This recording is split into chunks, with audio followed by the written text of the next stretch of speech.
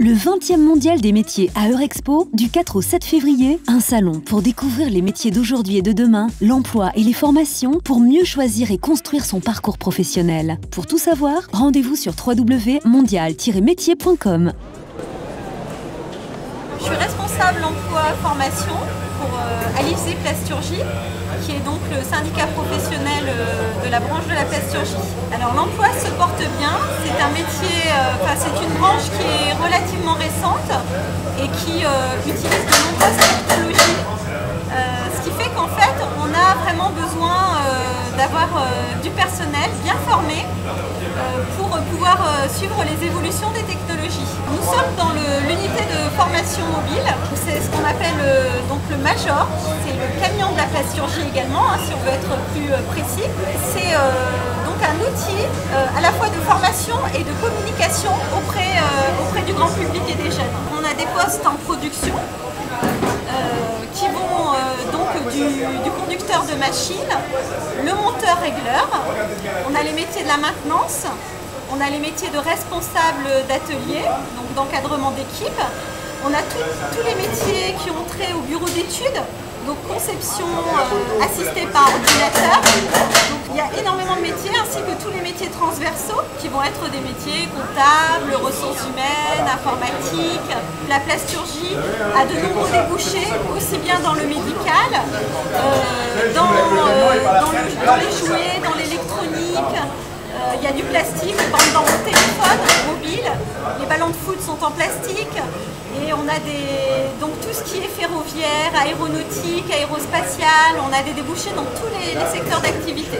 Je suis Philippe Poyet, je suis directeur du pôle formation d'Alizé Plasturgie qui prend en compte le CIRFAP, centre de formation d'apprentis, puis le CFP, centre de formation de la plasturgie, qui est plus positionné sur la formation continue pour les adultes.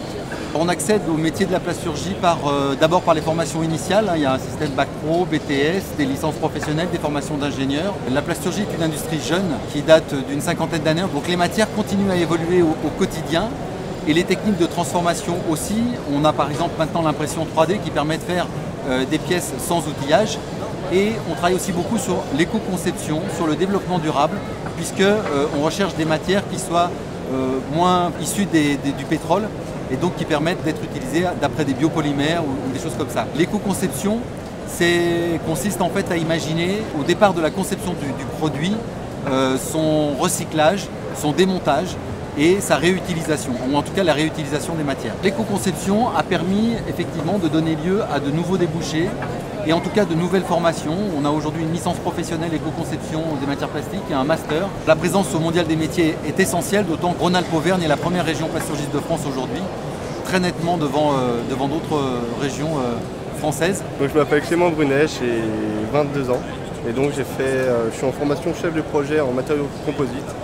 Donc j'ai fait mon bac scientifique, ensuite j'ai fait un DUT sciences et génie des matériaux donc en 2 ans. Et ensuite j'ai intégré donc à partir de septembre la formation Compositech au Bourget du Lac sur l'Université de Savoie. L'avantage des composites, c'est qu'on a une liberté de conception au niveau des formes qui est sans limite, je dirais. Le vélo de route, on cherche à optimiser grandement le poids. Donc c'est pareil dans beaucoup de secteurs, l'aéronautique, l'automobile et tout ça. Je suis un fan de sport en fait, je fais beaucoup de ski, beaucoup d'escalade et tout ça et c'est un domaine qui est extrêmement touché par les composites parce qu'on cherche justement des performances, par exemple la raquette de tennis ou avoir des choses de très légères mais très résistantes et mon rêve en fait c'est de pouvoir travailler donc, dans le ski comme Salomon ou Rossignol et donc c'est pour ça que j'ai choisi cette formation et puis c'est quand même un métier qui est quand même destiné à devenir encore plus important, encore plus présent qu'aujourd'hui parce que c'est sans cesse de la recherche, de l'innovation, du développement de produits, toujours des produits plus rigides, qui amortissent mieux les vibrations, qui sont encore plus légers, moins d'émissions.